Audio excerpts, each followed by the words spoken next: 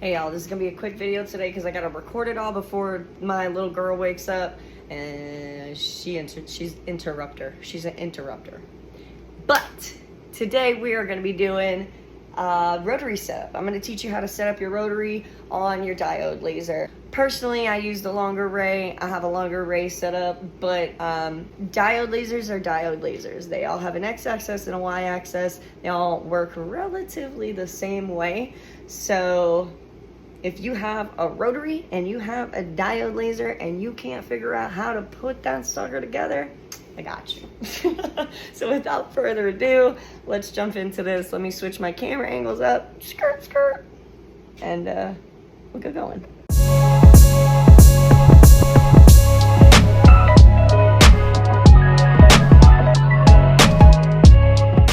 So, your rotary setup is pretty simple. What you're gonna do is you're gonna disconnect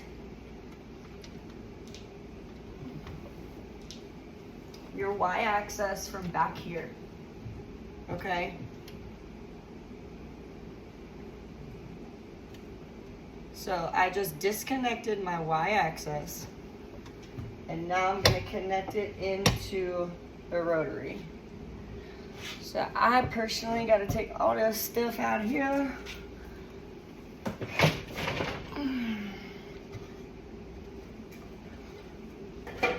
Now, I do leave these in because personally me, I like to make sure that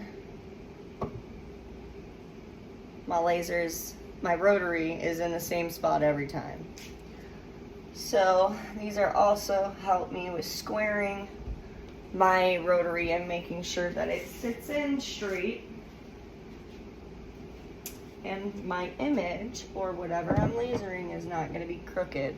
So if you see that, if I would just put this down in here like that, it might look right, but because this is flat up against my wall back here, this is also going to be flat up against my wall.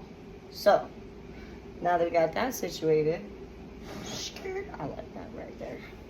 I'm a little particular sometimes where I like things to go because I always want it to match up and be the same when I run it on the computer. Like, I know if I set my machine up exactly this way. Did you just see that? Let me do that again. Let me stop talking and do that again.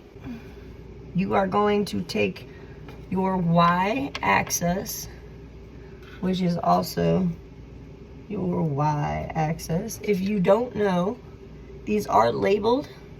Can you see that little y? These are labeled, so you want to put your y with your y. Do not put your x with your y. You will have real problems and you will be very frustrated. So, I'm connecting these two like this, and they just snap in there. Easy peasy, right? Alright. So that's literally it. That's the setup. It's pretty easy setup. The hardest part about your rotary is in lightburn. So I'll show you how to set it up in lightburn, and also we're gonna put a cup on and line it up and frame it to show you personally how I frame my cups and make sure everything is where I want it to be, because it can be a little frustrating at first. So now you gotta focus your laser. Do this when your machine is off. Do not do it when it's on. You will damage your machine. But while your machine is off, again, while your machine is off, please do not do this while your machine is on. You will damage your machine. I feel like I need to repeat it one more time, but I'm not going to. Alright, you're gonna pull this slowly to right on top of where you need to be.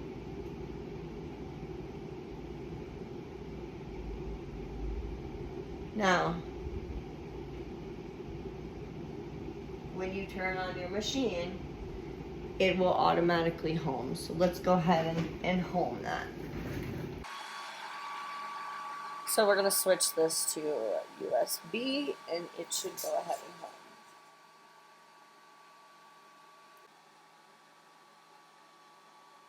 This is moving and this is moving.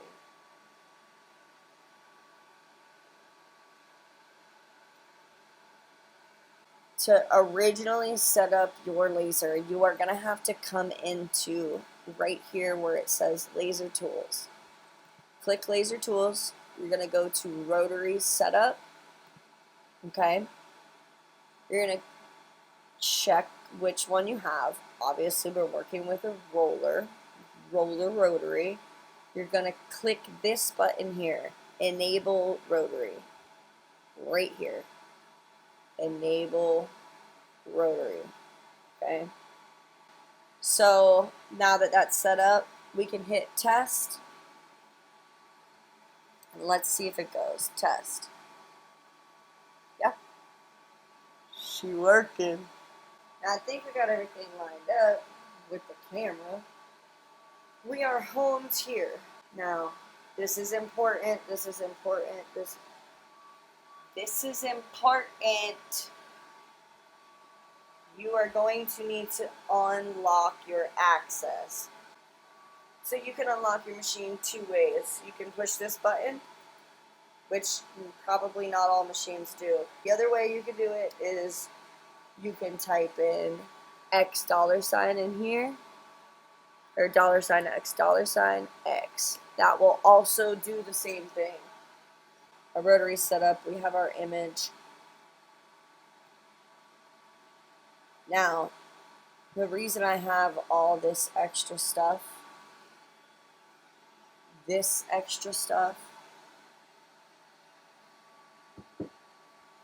because I personally like to know where I'm framing my image. So when I come down here, I know that if my rotary is set up this way, I can always put the bottom of my image on 4.7. So again, your numbers are going to be different. Everybody's numbers are going to be different. However you set yours up is going to be different than mine. But mine personally, I know because I have it set up this way with my blocks and it's all leveled and everything's good, centered, perfect every time the same way. It makes my life a lot easier. You do with that as you please. Anyways, let's continue. I'm going to go throw some Omnitech laser spray. This is the stuff I use. We're going to spray some really quick. We have a little test glass. I use this glass for like testing. Let that dry for 2 minutes, 3 minutes, and then we'll chuck that bad boy on the rotary. Personally, when I set the focus on my glasses, I move it all manually. So I move the rotary underneath my tab. Okay, mine's already set there, but so you want to make sure that this focus is touching your glass at its highest point.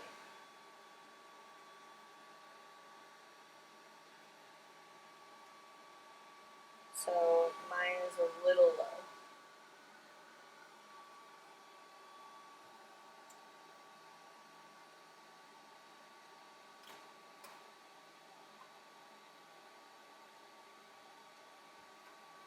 So now it stands up at its highest point on the glass. I'm going to tighten that back down.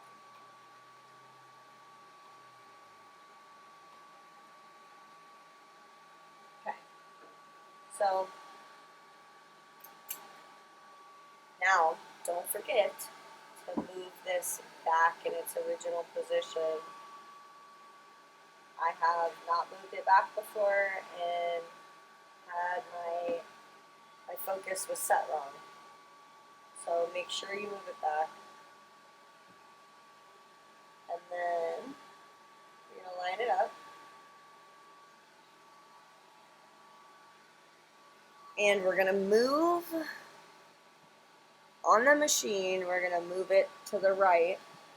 because I want to make sure that this bar, this right here where my arrow is coming out, goes directly to the laser underneath this big ass box, right? So I want to make sure that this is in the center, which it looks like it is not in the center. So if you're doing little taps, it's not the end of the world. Let's just tap this over to the middle.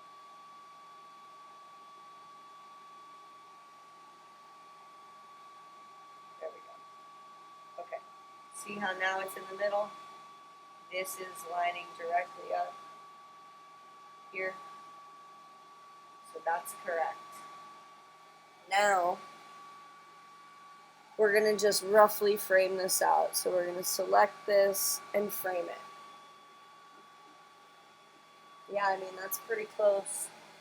But I don't know if you noticed, I have mine set to the left, starting on the left side. So it can't be set in the middle. It's got to be set starting a little on the left side. This is actually good. I put this practice cup in. I can actually show you how to put it exactly in the spot you're trying to, because I got stuff on either side. So you really just kind of got to look with your eyeballs on this sucker. But let's try it again. We're going to frame again. That's looking better, but I think we might be an octopus a little bit because look, you're not measuring the box. You're measuring this, the little spigot underneath. It's where your laser's pew-pewing from. Yeah, I think we're good. Ow! Smacked my head. I think we're good there. Let me frame it one more time. Beautiful. Alright, that was good. So on my longer array 30 watt, I am going to run this at 2800 speed, 45% power, 0.1 interval. But here's the catch. Open this up. Make sure you turn off your bio-directional fill and make sure that your crosshatch is turned off. Your crosshatch usually is not an automatic thing that they turn on, but the bio-directional fill is. So make sure you're going in and turning this off. Now, what this bio-directional fill does is, if you look over here, your laser shoots across one way, and then normally when it's on, it goes both ways. It shoots this way, and then it shoots this way. Okay? That's how it goes. You like my laser sounds? Okay, now when you turn your bidirectional fill off, your laser only goes, it shuts off, it comes back, and then it goes again. So, shuts off, comes all the way back, it's off, it doesn't go back and forth. So what this is doing, it's allowing the glass more time in between, so when the laser turns off, the glass is cooling down a little bit. Two reasons for this. Number one, it gives you a cleaner image. When you're using the laser spray, sometimes when you don't have the bidirectional fill on, some places will be etched perfectly and other places will look like straight dog doodle. So that, and also if you have a iffy piece of glass, you might break it. Like a cheaper piece of glass, you might break it with the heat. So let's not do that. Moving on from there, those are your settings. Take them in, take notes, but just make sure you're not using the same exact settings I have unless you have the same exact machine I have. Just use it as like a jumping starting off point so you know where to start. Yeah. I'm a mess, guys. Okay, So now I think we got everything set up. We're gonna frame it one more time, just double, triple, quadruple check. We're gonna hit that frame. Ready? Ready, ready, ready, ready, ready. Let's see if it works. Frame. Oh, beautiful, beautiful, beautiful, beautiful. So we're gonna press start and see what happens. So this is gonna take about 11 minutes. I'm gonna go check on the kids and be back, and we'll do a recap.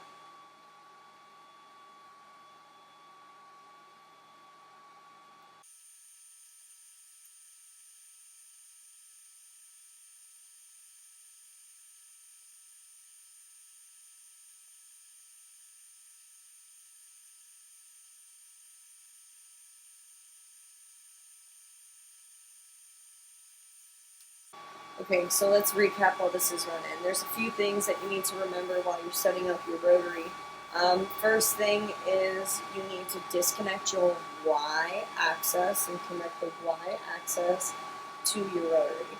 The second thing you need to keep in mind is keeping everything level and square, and maybe thinking about a future plan of how to ensure that when you put your rotary in there, no matter what, it's going to be in the same spot.